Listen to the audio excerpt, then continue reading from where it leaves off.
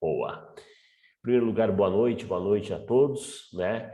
Deixa eu explicar aqui. Ontem, por exemplo, ontem nós tivemos um evento do Revisando na parte de informática. Inclusive, quem não participou, esse evento fica gravado, ele está lá no nosso canal do YouTube, tá?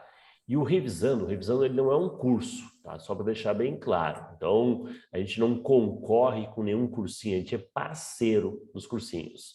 Onde a ideia é justamente, né, revisar.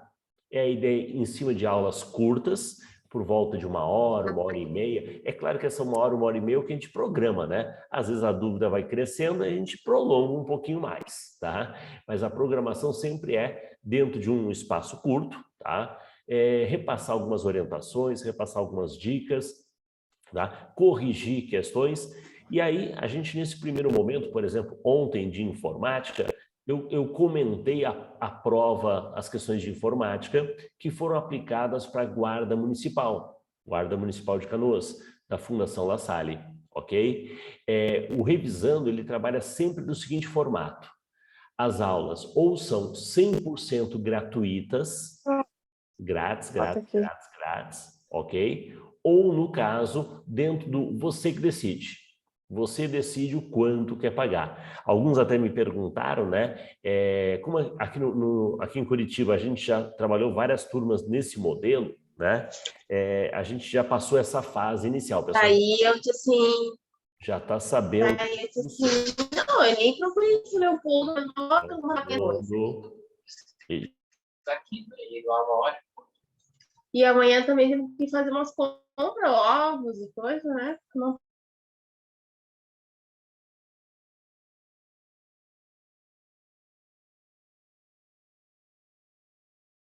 Prof, tá mudo o teu? Tá desligado o teu microfone? Ah, desligaram o meu. Ah, então tá bom. Ligaram de alguém, desligaram o meu, né? Ô, sacanagem, hein? Vamos lá. Então, como é que funciona, né?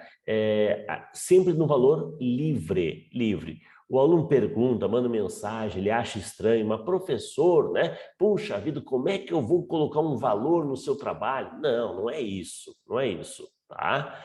Entenda que, na atual situação, a gente não quer de maneira alguma que o aluno pare de estudar, interrompa o seu estudo por um motivo financeiro. Não, de maneira alguma. Então, a gente coloca ou aulas gratuitas ou aulas dentro do você paga o quanto você puder. E aí, fica tranquilo. Ah, eu fico sem jeito. Não, não tem sem jeito. Sem jeito é se você parar de estudar. Aí você vai ter que ficar envergonhada. Aí você tem que ficar sem jeito. Ok? Porque você tem ferramentas, você tem pessoas que apoiam você, pessoas que querem que você cresça. Então, isso não pode. Parar é que não pode. Ok? Então, fica tranquilo e é assim que funciona. Essa aula, por exemplo, do professor Pollux, né, estava dentro do Você Decide. Né? Você define o valor. A aula de ontem, né, a aula de ontem de informática, né, ela foi no formato gratuito. Quem não assistiu essa aula de ontem, me pede o link, eu coloco o link aqui no canal, né, no chat, tá? Ou acessa o nosso canal, não deixa de acessar o canal do Revisando, te inscreve lá, sempre vai ter eventos, sempre vai ter situações, né, bem legais para você complementar o teu estudo, perfeito? É assim que a gente pretende trabalhar e sempre trazendo professores novos, tá? Matérias diferentes, sempre atendendo à necessidade do aluno. Então, quer mandar sugestão? Pô, professor, né? Convida fulano para dar uma aula nesse estilo aí para nós, né? Indica. A gente tem o nosso grupo de professores, né? Os nossos colegas, tá? Mas, às vezes, né, tem um colega que, né, se destaca em tal matéria, em tal assunto, e se a gente puder entrar em contato com ele, pô, com certeza o cara vai curtir, ele vai gostar. Como eu falo, a gente, de maneira alguma, a gente concorre com nenhum cursinho, a proposta não é ser um curso, não tem uma aula completa, não. São o quê? Eventos trabalhando tópicos, perfeito? Inclusive, né, de acordo, né, coloco já em seguida o link da aula de ontem, sim, pode deixar, Fabrícia. Inclusive, de acordo com sugestões que apareceram ontem, a próxima aula de informática, a gente vai trabalhar funções de planilha. Vamos ver o que a Banca La Salle já cobrou sobre o Excel, sobre o cálculo, sobre a parte de planilha de forma geral, ok? Então, a gente vai trabalhar em cima de funções. funções, pensando em atender o pessoal de São Leopoldo, né? Ou quem mais vai fazer prova da La Salle, ok? Nesse estilo. O professor Pollux também, né? Já se organizou para domingo que vem, né? Uma outra aula em cima da parte de redação, né? Depois ele comenta com vocês, não vou me meter no assunto dos outros, né? Ficou falando, daí ficava falando besteira ainda, né? Informática eu manjo, agora o resto deixa com quem sabe. Perfeito? Por falar nisso, Paulo, você está aqui com a gente já? Está ali. Já estou aqui, Márcio. Tudo bem, pessoal? Boa noite a todos. Então, vou deixar você comandar esse pessoal. Qualquer coisa eu fico aqui, né? Administrando, cuidando. Precisar, é só chamar, ok? E já vou colocar também o link da aula de ontem, o pessoal pediu, né? E qualquer outra coisa, põe no chat que a gente vai administrando aí. Beleza? Beleza. Um abraço e boa aula, Paulo. Até mais. Obrigado. Pessoal, boa noite. Todo mundo me escuta e me vê direitinho. Tá tudo ok? Sim? Boa noite. Boa noite, boa noite.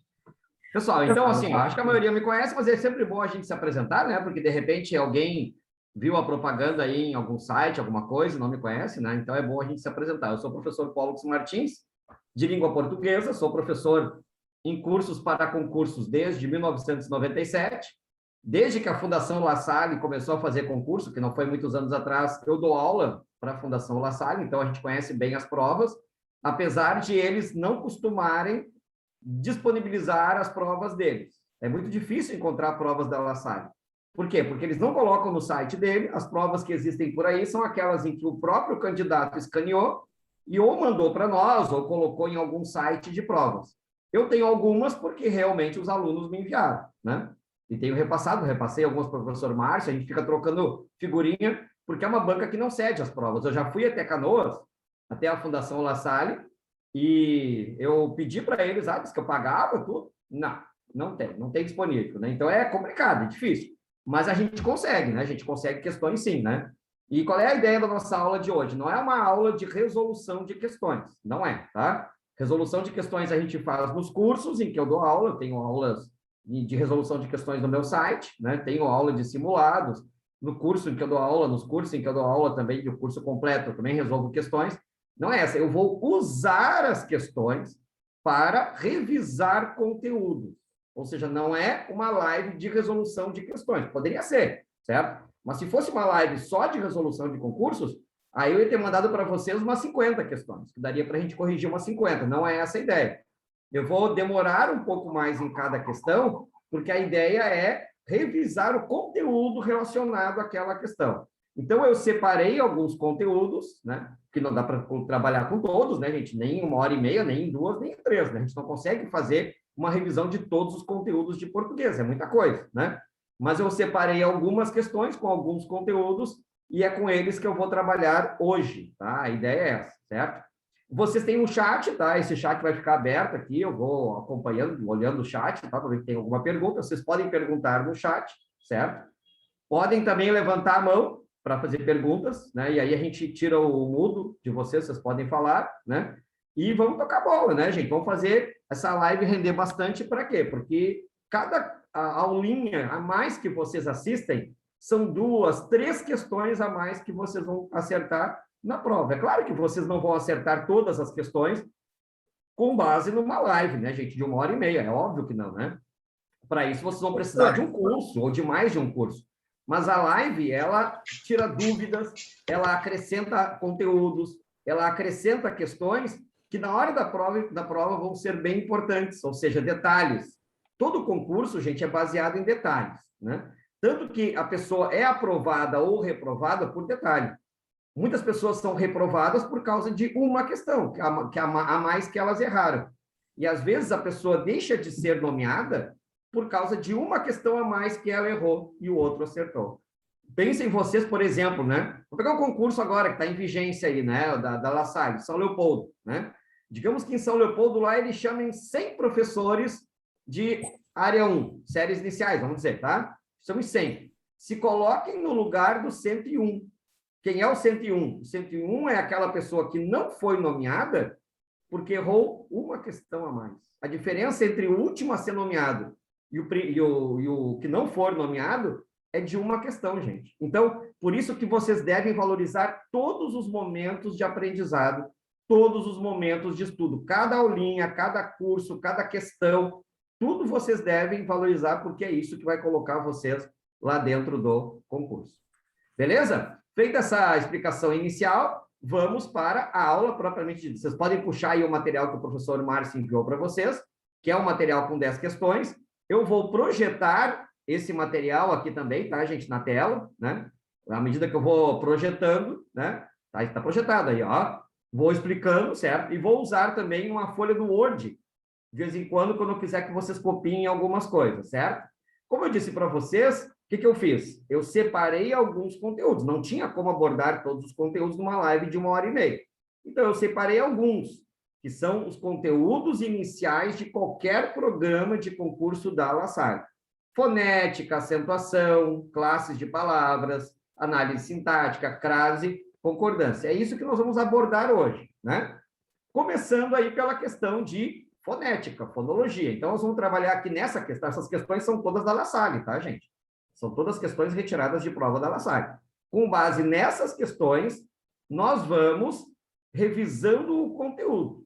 Ou seja, vocês vão aprender conteúdo, se vocês não viram, e vão revisar aquilo que vocês já aprenderam. Então, peguem aí material para escrever ou para digitar, se for o caso, né? A gente vai usar bastante, certo? Beleza, vamos lá.